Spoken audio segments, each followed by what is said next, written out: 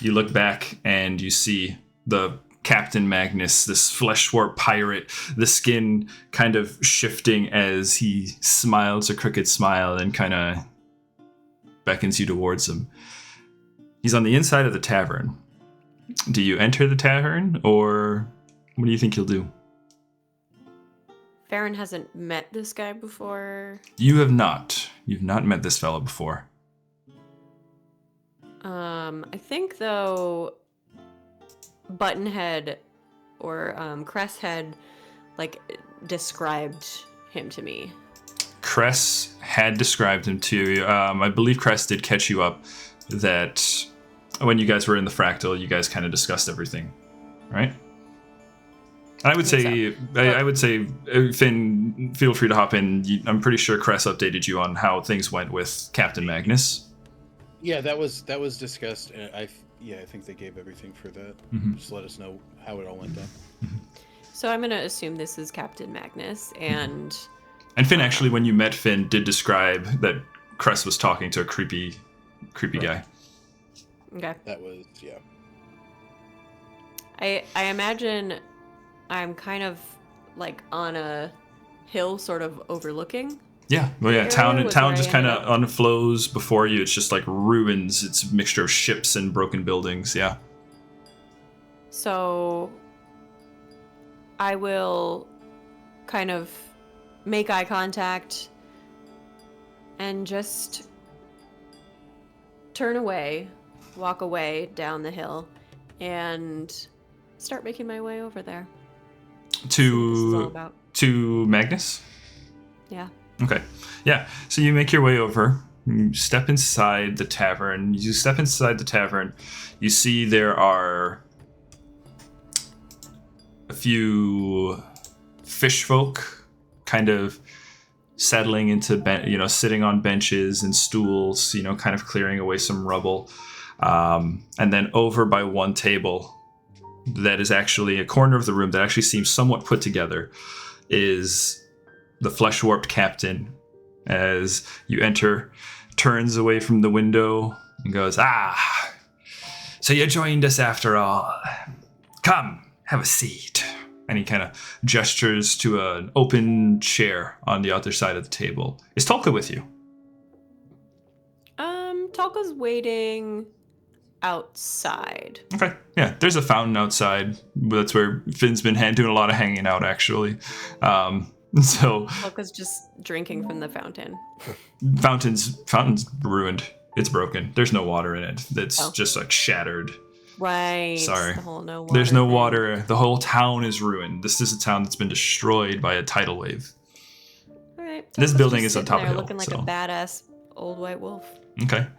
Yeah. Tolka just kind of waits at the door.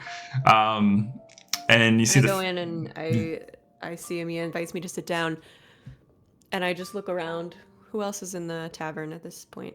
A few random fish folk. They're not really up to much, but they do kind of eye you as you enter. They kind of oh, and they kind of turn and kind of maybe mutter and whisper to each other. I mean, you're a new face in this town. And, you can expect, given this current climate, they don't get a lot of visitors. So you're something of a novelty. But they kind of move around kind of shiftily, and you can see they kind of give yourself and the captain some space as you enter. Am I to assume you are Captain Magnus? So my reputation precedes me. Indeed, I be Captain Magnus. And what's your name? You can call me Farryn. Farryn. I like that name. Good, strong name. Right. No doubt get it from your father. Why have you summoned me here, Captain?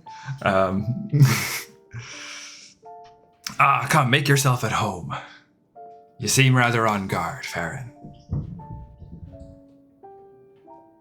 Can you blame me? I suppose not. But rest assured, I am unarmed. Pulls up the coat, and you can see that there is actually a rapier and a long dagger, and kind of pulls over to them. Don't mind. Keep your hands steady. Pulls them aside and rests them on a chair just off to the side of the table. Unarmed, but the weapons are within arm's reach. I will remove my longbow so that I can sit down, but keep it right next to the table. Okay. You sit down. It's a table right up. You can see out the window next to you. You see actually the little bluff that you were on, where you were looking out over the town. You can see the fractal kind of just glowing out in the bay. Good view of the town from here. Was there something you wished to speak to me about? Indeed. See, just earlier today, I made the acquaintance of one of your companions, I believe. Yes, she informed me. They informed me. My apologies. Well, did they tell you that I'm in the searching for a business partner, as it were? They told me some of your conversation. What is it you wish to pursue? Why, I am a captain, as you can hopefully see plain upon me. Epaulets and hat and all. But, unfortunately, I am without a ship. And, as it so happens, you and your companions are in possession of the only operating ship in this here harbor. So I'm looking to make a deal for it. Well, I'm not sure what you want from me, but I'm not exactly the decision maker of our little group. I only just found my way here. Well, perhaps then you deliver a message for me. Suppose I could do that. Let your friend Cress know that I've got a sweeter deal. All right, and what might that deal be? I'd promise them information on your enemy. If in fact your enemy is those that reside within the tower, not far yonder. All right. And you wish to exchange information for an operating ship? Well, not just the ship. Of course, I recognize the disparity. Not only, the ship will still be dedicated to your cause. See, I have no love for those that are sitting in the tower. They are controlling my town, pulling strings on my people that I'd rather have severed. So, I would make sure that that ship is still dedicated to your cause. Under my command, of course. But the information I've got for you pertains not just to the tower. Nay, see, the tower is nigh but impenetrable. It's the reef. The reef, though. It has vulnerabilities that even your enemy doesn't know about. But I know. And I'd be willing to tell you. Let's do an insight check. Sure. So sense motive, it is a Sense motive, perception check against the captain's deception check. So Using my new Terrafant die, you can't see, but there's little elephants inside. Button got me these. Okay, here we go. thanks, Button. Thank you, Button. I think it's only fair that I use my dice that I got from Button, which is it's got an eyeball. It's going to look back at me. Perception. 25. 25. Appears legit. Appears honest. At least the sentiment and the words definitely appear true. But, of course, though, I will say, you're no idiot, Farryn. Man's a pirate. You get the sense that, pirate's gonna pirate. If the opportunity, if maybe things go bad, might bail on you. If giving you up maybe served him better. Pirates have a certain reputation, so I'm just going to leave you with that. But at least this individual saying these things right now appears on the up and up. Now, I haven't worked with many pirates in my day, but I do know the stories. How do we know you won't simply take the ship and leave? An excellent question. A good question. Valid question. Now rest assured, should things go bad for you, they will most certainly be going bad for me. See, I aim to take this town and rebuild it. A haven, if you will, for those like me. You seem very tied to your sense of home here. I would say your insight check actually gives you that for sure. Definitely sense strongly tied to this place. Indeed. 'Tis where the heart is, as they say. Tell me, what is your vision for rebuilding Dameril? A pirate's haven.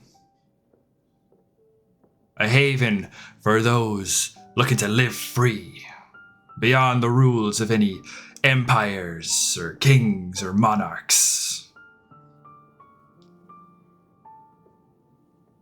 So you don't wish to serve anyone. You wish to live by your own rules.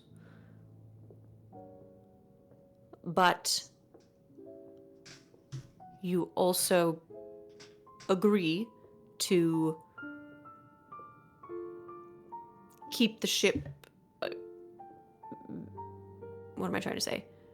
Keep the ship like here, or like the crest. The crest. The ship is crest and fins, and you agree that if should they need it, they can use it. Well, they'd be given ownership to me.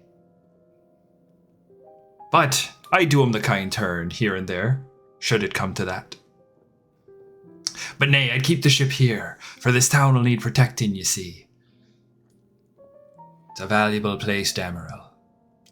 Once the breadbasket of the old empire. A place where nary a crop or plant may grow, should it need only be cultivated. And by thunder, me and my fish folk, we know a thing or two about that. Now don't we, lads? And they all kind of go in cheer's response, a little.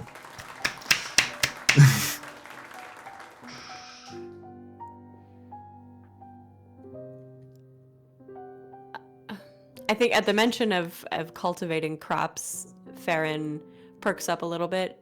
She's very familiar with the life of a farmer. Has lived it basically her whole life. Farryn, roll me a society, please. As a history. I also have lore farming, if that's a thing. Even better, honestly. Okay. What do you know? You got exactly the lore you'd need for this check. Hey, would you look at that? Farmsteaders farming? Farmsteaders farming? 26. 26 is a critical success. You know that the town of Dameril, the captain's not lying. Your sense motive still rides. But the town of Dameril was once, like he said, the breadbasket of the empire. This was a place that grew vast crop fields, very fertile land. You actually know that they had a very unique style of farming where they would actually flood the lowlands and trap fish and use the trapped fish to fertilize the land, and thus resulting in these very, very fertile territory. Right? You actually passed a good deal of that farmland on your way into town. Right? So you know Damril is... I think I've said the word fertile enough, but that's what it is.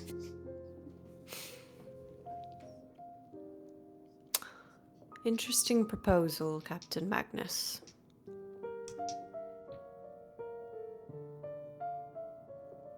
I will take this to Crescent Finn.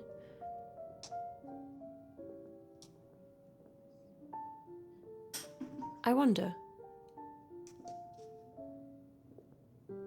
have you ever heard of something called the Everseed?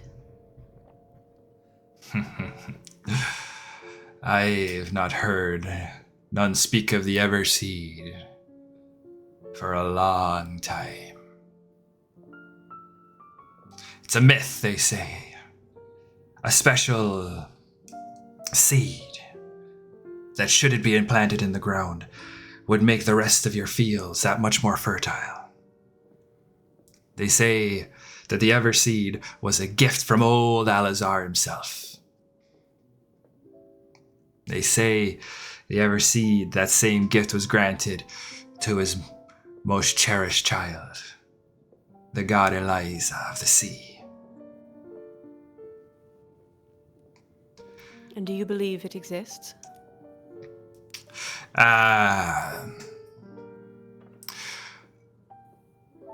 Perhaps.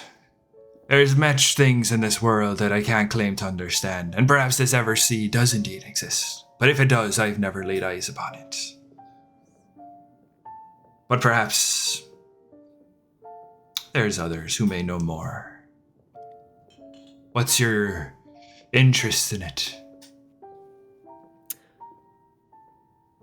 I am a scholar pursuing knowledge of farming and old agricultural legends. Are you now? Roll a deception check. Oh no, I'm not good at this. Why have I done this? Oh, come on, baby. Yes, 18.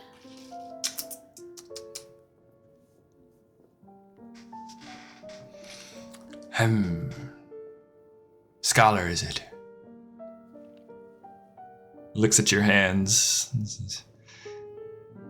None seem the hands of a scholar, if you ask me. Deep calluses. And the way you handle that bow, you're right familiar with it. Perhaps. I have many skills. I don't believe it's relevant to you why I have an interest in the Everseed. True enough, it's not. But if it's information on the Everseed you find valuable, then that may be of interest to me. For I'd be in the business of business, as it were.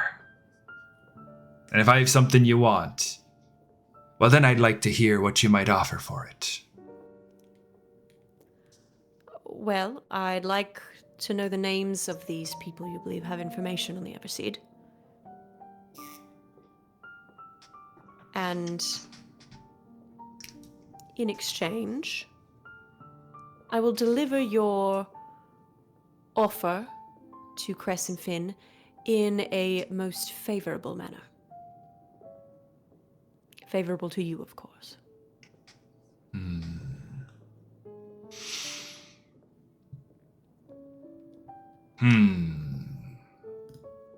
Very well. I'll tell you what I know of this Everseed. And in exchange, you sell me up a little bit to your friends. I'll take what I can get for that ship. This I can do. Offers and extends a hand. reluctantly, looking at his flesh kind of crawling all over itself. Oh, yeah. Yeah, it's like you can see the skin is making kind of like waves. Fingernails are kind of getting like pushed around. Knuckles seem to kind of be twisting, growing, shortening phalanges. Yeah, she's a little reluctant, but she's seen weirder shit in the wild, so go ahead. Okay. You grip the hand, and as the hand grips back, you feel it's a strong grip, albeit does squirm uncomfortably within your grip. And before you could let go, the captain says, "There's a hut out in the mangrove forest. There within you'd find the one who knows about the Everseed. You wanted a name, but I can't give you a name, for I don't believe they've got one. But the voice and talking, well, that they should be able to do."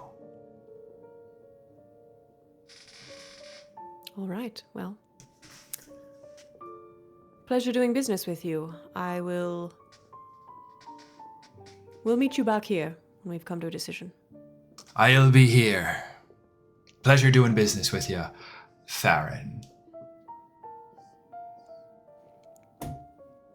What's so wrong about the way he said the name? Everybody just cringed. It's just weird. Grab my bow and leave. All right.